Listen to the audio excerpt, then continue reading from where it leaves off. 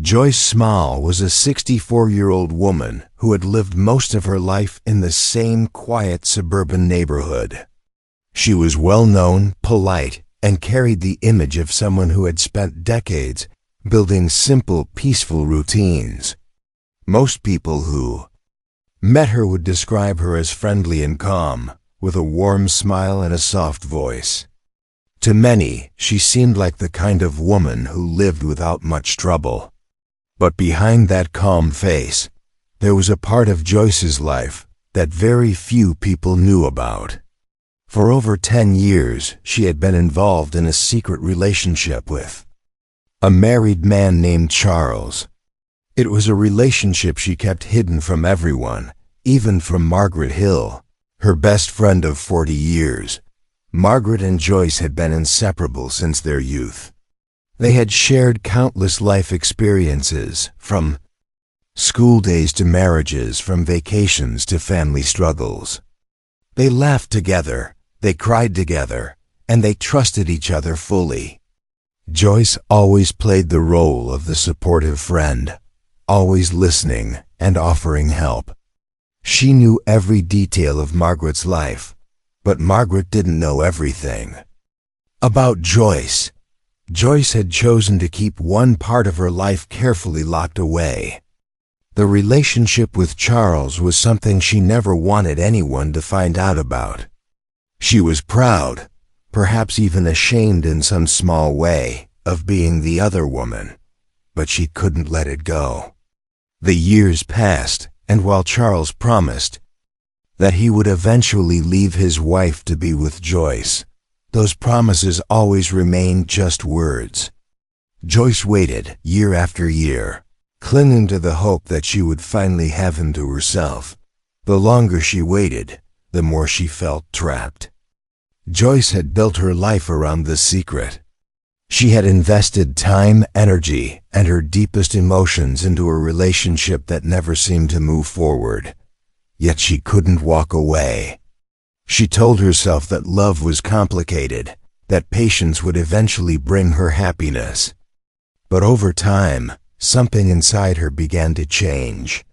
She became less focused on the joy of being with Charles and more obsessed with the idea that he might belong to someone else. A quiet but dangerous jealousy started to grow in her heart, and she couldn't stop it. This jealousy began to take shape when Joyce noticed how often Charles complimented Margaret. He would mention her kindness, her intelligence, even small things like her sense of humor. To Charles, these were simple, friendly comments, but to Joyce, they were warning signs. She started paying closer attention to how Charles behaved around Margaret. She imagined smiles lasting too long, conversations that seemed too personal, and brief touches that might have meant nothing at all. In Joyce's mind, they meant everything. Slowly, she convinced herself that Charles might actually have feelings for Margaret. Her thoughts became more dangerous over time. She began replaying moments in her mind, searching for proof of a connection between Charles and Margaret. She began following Margaret without her knowing, watching where she went and who she spoke to. She read too much into every detail, believing she was uncovering a secret that didn't exist. The trust that once defined their friendship began to rot quietly, poisoned by Joyce's growing suspicion. She never confronted Margaret, never asked a direct question. Instead, she chose to keep her suspicions to herself, allowing them to fester and grow into something much darker. As Charles grew more distant, Joyce's obsession deepened. She couldn't accept that Charles might simply be losing interest. In her mind, Margaret was responsible. It no longer mattered what was real and what was not. The lifelong friendship that once brought Joyce comfort now felt like a cruel betrayal. Joyce's world had narrowed to one painful thought: if Margaret was out of the picture, everything would return to how it used to be. And with that thought, The seeds of a terrible plan quietly took root. Joyce's obsession quickly became the center of her life. It filled her thoughts from morning until night, and she could no longer separate what was real from what her mind had created. Every time she saw Margaret laughing or talking to someone, Joyce believed there was a secret behind it. She no longer trusted the friendly face she had known for decades. To Joyce, Margaret was no longer her best friend. She had become her enemy, the person standing between her and the life she wanted with Charles. Even though Charles never showed any romantic interest in Margaret, Joyce's imagination painted a different story. In her mind, they were growing closer, secretly meeting, building something behind her back. These thoughts drove her deeper into jealousy and confusion. Joyce began following Margaret more often. She would wait outside her house, watching who visited and where Margaret went. Even the most innocent meetings with neighbors seemed suspicious. Joyce would drive by Margaret's workplace, sit in her car for hours, and track her movements throughout the day. She even followed Margaret to the grocery store, convinced she would catch her meeting Charles there. But every time, nothing happened. Still, Joyce refused to believe her own eyes. The belief that something was going on had settled too deeply in her heart. She thought she simply hadn't caught them yet, that the proof was just around the corner. As Joyce's obsession grew, her behavior started changing in small but noticeable ways. She stopped meeting other friends and avoided social gatherings. She rarely answered phone calls unless they were from Charles. She spent most of her time alone, replaying imagined conversations in her mind. Joyce's house became cluttered, dishes left unwashed, curtains always drawn. She no longer cared about her usual routines. Her entire life was now focused on watching Margaret and trying to figure out what she thought was the truth. Joyce also started contacting Charles more often. She called him at odd hours, sometimes in the middle of the night. When he didn't answer, she left long, emotional voicemails. Charles had started to pull away from Joyce, not because of Margaret, but because he wanted to end the affair quietly. He had realized it was a mistake and had begun ignoring Joyce's calls and messages. To Joyce, this confirmed her suspicions. In her mind, Charles was choosing Margaret, and it was Margaret who had stolen him. She could not accept that Charles might have simply lost interest. She believed it had to be Margaret's fault. Her desperation deepened. Joyce began searching Margaret's trash for clues, looking through discarded receipts, notes, anything that might give her a connection to Charles. She even managed to quietly enter Margaret's house one afternoon when Margaret was working. In the backyard, Joyce walked through the familiar rooms, looking for proof, but found nothing. Yet the lack of evidence did not bring her peace. Instead, it made her more determined. She convinced herself that Margaret was hiding the truth very well and that only she, Joyce, could uncover it. Margaret remained unaware of the storm building around her. She continued her life as usual, working, visiting family, spending time with friends. She had no idea that her best friend had turned against her in secret. Joyce watched her from a distance, collecting details in her mind that she believed were part of a larger plan to take Charles away from her. Joyce's thoughts became darker, and soon they were no longer about discovering the truth. They became about stopping Margaret. Joyce's mind began to create dangerous solutions. She started imagining what life would be like without Margaret in it. She convinced herself that everything would return to normal if Margaret was gone. She would get Charles back, the phone calls would return, and everything that had gone wrong would finally be fixed. Joyce believed she was the victim of betrayal, and that she had been pushed to the edge. Her obsession had now fully transformed into hatred. The woman she had once called her closest friend had become a shadow that haunted her every moment. Joyce began carefully planning how she would remove Margaret from her life. She spent days studying Margaret's routines, figuring out when she was alone and where she usually went. Joyce wanted the plan to be perfect, to leave no room for failure. She thought about where, when, and how it could happen without drawing attention. She became more distant from the world around her. Friends noticed that Joyce wasn't herself, but no one could have guessed the depth of the darkness she was hiding. Joyce believed she had been wronged, that she had no other choice. The idea of doing something unthinkable no longer frightened her.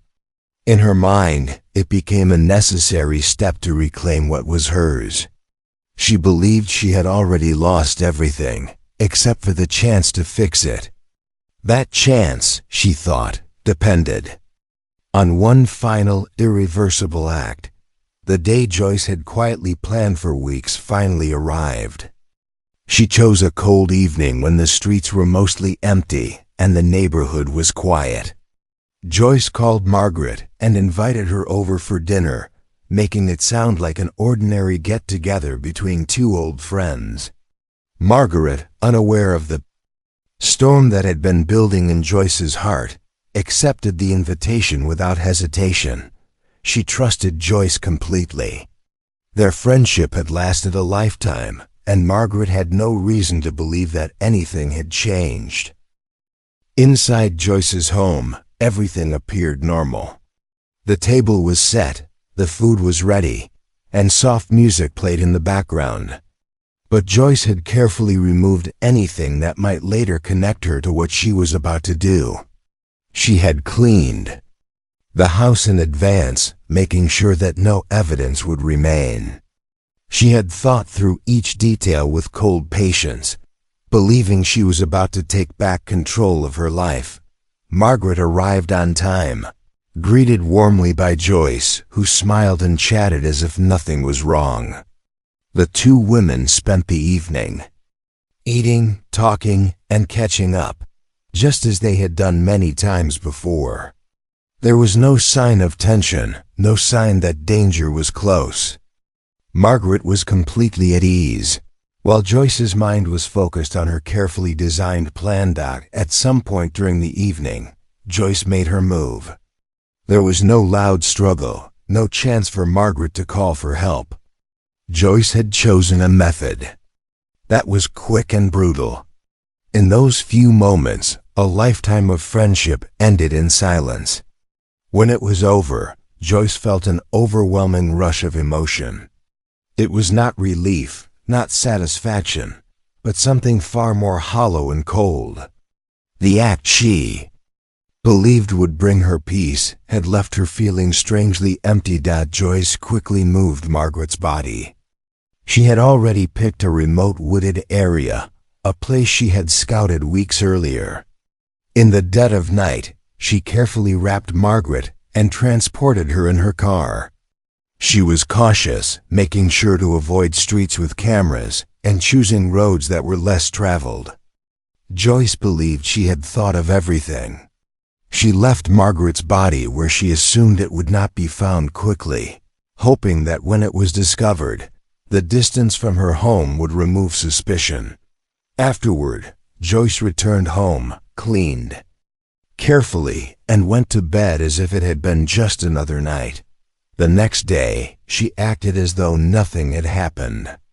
She joined search efforts when Margaret was reported missing, comforted friends, and even spoke with Margaret's family, expressing deep concern. To everyone around her, Joyce appeared as the heartbroken friend who had just lost someone very dear. She blended perfectly into the grieving community. The neighborhood was shocked when Margaret's body was eventually found in the woods. The police launched a full investigation, but in the early days, Joyce was never considered a suspect. She had no visible motive, no apparent connection to the crime. Her calm behavior, her willingness to help, and her history with Margaret made her seem above suspicion. Everyone believed Joyce was just another victim of this terrible loss, but small details began to surface. Joyce had forgotten that even careful plans leave behind tiny traces. The investigators found things that didn't quite fit, small inconsistencies that pointed in her direction. As the days passed, the pressure slowly began to build around Joyce, though she continued to wear the mask of the grieving friend. What she didn't realize was that the carefully constructed walls she had built around her secret were already starting to crack. The police investigation into Margaret's death continued to move forward, slowly uncovering details that Joyce had not expected anyone to notice. At first, everything Joyce had done seemed to have worked. She had erased physical evidence from her home, cleaned her car carefully, and even maintained her role as a supportive friend throughout the search. She spoke with detectives calmly, offering to help in any way she could. But as the investigators started piecing the timeline together, small cracks began to appear in Joyce's story. Detectives obtained phone records, which revealed that Joyce had been calling Charles repeatedly in the weeks leading up to the murder. Many of the calls had gone unanswered, and the tone of the voicemails was described by Charles as desperate and emotional. It was clear to the investigators that Joyce had a strong attachment to Charles, but when questioned, she claimed they were just friends. Her explanation did not fully convince the detectives, but it wasn't enough to directly connect her to Margaret's death. Neighbors then came forward with information. Several people had seen Margaret arrive at Joyce's house on the evening she disappeared. Others reported seeing Joyce driving late at night, heading toward the direction of the woods where Margaret's body was eventually found. Joyce had earlier told the police that she had spent the entire night at home, but the witnesses' statements began to challenge her version of events. Security footage from a nearby store provided further evidence. Cameras had captured Joyce's car near the wooded area on the night of the murder. The timestamp aligned perfectly with the window of time when Margaret had vanished.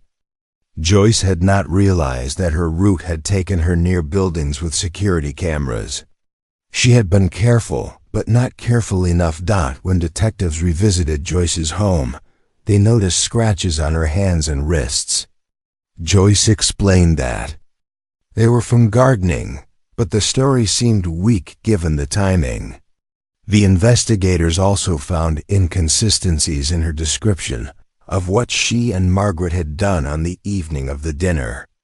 Small details changed each time Joyce told the story. The police quietly continued gathering evidence, watching her carefully, waiting for more signs that she was hiding something. Charles provided a statement that proved crucial. He explained that he had been trying to distance himself from Joyce for some time. He admitted that they had a long-term affair, but said he wanted to end it.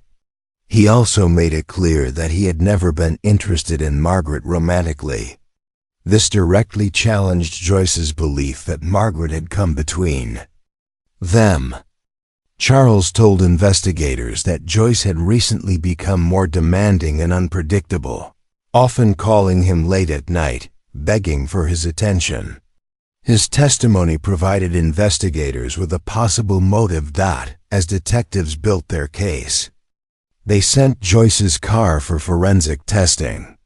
They discovered faint traces of blood that matched Margaret's DNA, hidden deep in the carpet of the trunk. Joyce had cleaned the car thoroughly, but microscopic evidence remained. This discovery tightened the focus on her. The pressure began to take a visible toll on Joyce. Friends noticed her behavior changing. She became withdrawn, avoided conversations, and seemed distant. She missed scheduled interviews with the police and failed to provide convincing answers when new questions were asked. Joyce's carefully managed story was slowly falling apart. Investigators now had motive, opportunity, and physical evidence. They had traced Joyce's movements, connected her to Charles through persistent calls, and found proof that Margaret had been in Joyce's car on the night of the murder. The circle around Joyce tightened, and the quiet suspicion that once sat in the background had now become a clear and undeniable conclusion. The walls she had carefully built around her secret were now crumbling, piece by piece, as the evidence against Joyce became impossible to ignore. The detectives moved in to confront her with everything they had uncovered. Joyce had spent weeks carefully pretending to be a grieving friend, but now, faced with the full weight of the investigation, her composure began to crack. Each question seemed harder for her to answer. Her stories, once detailed and believable, started to fall apart under pressure. The calm, friendly face she had shown to everyone began to fade, revealing the deep anxiety that had been hiding beneath the surface. The forensic results from her car had confirmed what the police suspected. Even though Joyce had tried to scrub every part of her vehicle, tiny traces of Margaret's blood were found in the trunk lining. Joyce had no explanation for how it could have gotten there. The detectives also confronted her with the security footage showing her car near the wooded area on the night Margaret disappeared. Joyce's earlier claim that she had stayed home the entire evening was no longer believable. She had trapped herself in a web of lies, and now there was no way out. Charles's testimony further damaged Joyce's defense. He explained that he had been trying to end the affair for months and had not been in contact with Margaret in any way beyond casual greetings. Charles said he had ignored Joyce's calls because he had grown tired of the secret relationship and wanted to move on with his life. He had no idea that Joyce had convinced herself that Margaret was standing in their way. His words painted a clear picture. Joyce's motive was built on imagination and obsession rather than facts. Under increasing pressure, Joyce's mental state began to break down. Friends who had once trusted her now looked at her with suspicion. She stopped attending community events, avoided public places, and isolated herself in her home. Her world, once filled with routine and the comfort of familiar faces, had shrunk into silence and fear. The weight of what she had done and the growing attention from law enforcement became too heavy for her to carry. Eventually, Joyce confessed to the crime. She admitted that she had spent months believing that Margaret had stolen Charles from her. She had convinced herself that Margaret was secretly in a relationship with him, even though there had never been any proof. Joyce described her feelings of betrayal and desperation, explaining that removing Margaret had seemed like the only solution to reclaiming her happiness. Her confession shocked the community. No one could have imagined that a woman like Joyce, who had been seen as kind and loyal, was capable of such violence. During her trial, the story of Joyce's obsession was laid bare. The courtroom listened as the evidence was presented, showing how she had carefully planned the crime and how she had allowed jealousy to grow into hate her.